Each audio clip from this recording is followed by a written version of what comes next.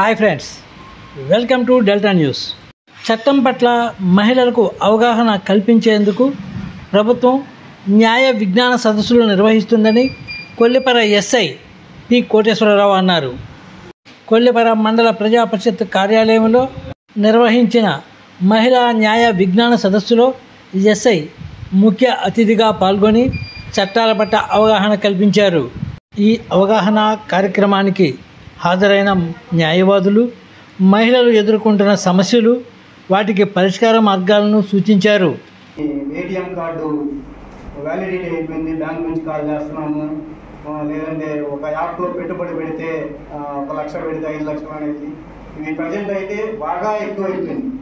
రీసెంట్గా కొల్లిపరలో కూడా ఒక 11 lakhs పోయింది. అతని వాళ్ళు పెట్టుబడి పెడితే ఒక 20 daysలో మేము షేర్ మార్కెట్లో పెట్టుబడి పెట్టి మీకు 25 lakhs ఇస్తామన్నాను. ఫస్ట్ 5 lakhs కట్టారు, తర్వాత 11 lakhs కట్టారు. అలా అది అనేది రూపాయి కూడా వెనక్కి రాదు. కాబట్టి ఏ బ్యాంకు నుంచి కాల్ అయినా మీకైతే రాదు. మీ ఏటీఎం కార్డు వ్యాలిడిటీ అయిపోయింది, లేదంటే మీ ఇవన్నీ అయిపోయినాయి. ఎందుకంటే బ్యాంకులో అంతా వాళ్ళ వర్క్లో బిజీగా ఉంటారు. ఎవరు కూడా మనకు కాల్ చేసి మీ కేవైసీ అప్డేట్ చేసుకోండి, మీ ఆధార్ కార్డు అప్డేట్ చేసుకోండి, మీరు చెప్పండి. అలా కాల్స్ వచ్చినాయి అంటే అవి చీటర్స్ నుంచి వచ్చే కాల్సే.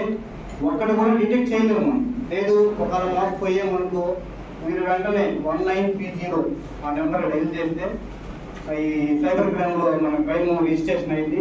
24 hours లోపు ఏమైనా చేయగలిగితే కొంత అమౌంట్ అయినా రికవర్ అయ్యింది.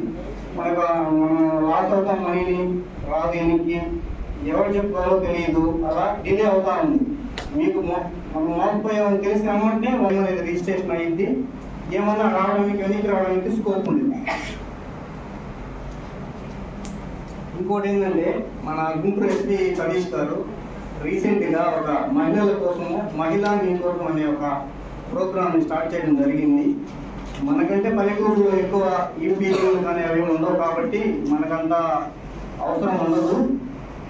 గుంటూరు సిటీలో కానీ లేదంటే కాలేజీల్లో కానీ ఈ ఆకతాయిల పిల్లలు అమ్మాయిలను ఈపీ చేయడము, లేదంటే ర్యాగింగ్ చేయడం చేస్తూ ఉంటాము. వాళ్ళ కోసం ప్రత్యేకంగా ఒక నంబర్ని, టోల్ ఫ్రీ నంబర్ని ఇవ్వడం జరిగింది.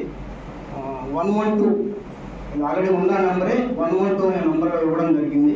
తర్వాత ఇది కలవకపోయినా 9746414641 9746. పోలీస్ స్టేషన్కి వెళ్ళి కంప్లైంట్ ఇస్తే వెంటనే కేసు పెట్టండి. వాళ్ళిద్దరిని కంప్లైంట్ అంటారు. ఫస్ట్ ఇచ్చేది కంప్లైంట్ అండి, కేసు కాదు. ఎవరైతే నన్ను, నా భర్త, నా అత్త, మామ వారి నుండి తెలియజేసినట్లయితే కంప్లైంట్ రాసుకుంటారండి. కంప్లైంట్ రాసుకొని వాళ్ళిద్దరిని పిలిచి ఎవరైతే ఇబ్బంది పడుతున్నారో, తన భర్త లేదా అత్త, మామ ఎవరు ఇబ్బంది పడుతున్నారో వాళ్ళని పిలిచి కౌన్సిలింగ్ ఇస్తారండి. ఫస్ట్ కౌన్సిలింగ్ ఇచ్చే విధంగా ఉన్న సమస్య ఏంటి అనేది ముందు అడిగి తెలుసుకొని ఇద్దరికి కౌన్సిలింగ్ ఇస్తారు. ఆ కౌన్సిలింగ్ ఇచ్చిన తర్వాత వాళ్ళిద్దరికి సఖ్యత కుదరల, మరలా 15 రోజులు మళ్ళా కౌన్సిలింగ్ ఇస్తారు. అప్పుడు కూడా సఖ్యత కుదరల, మళ్ళా 3 సార్లు కూడా కౌన్సిలింగ్ ఇస్తారు. 3 సార్లు కూడా కోర్టుకు పంపిస్తారు. ఓకే అండి. ఎవరైనా మహిళలు వేధిస్తే ఇద్దరు పేర్లు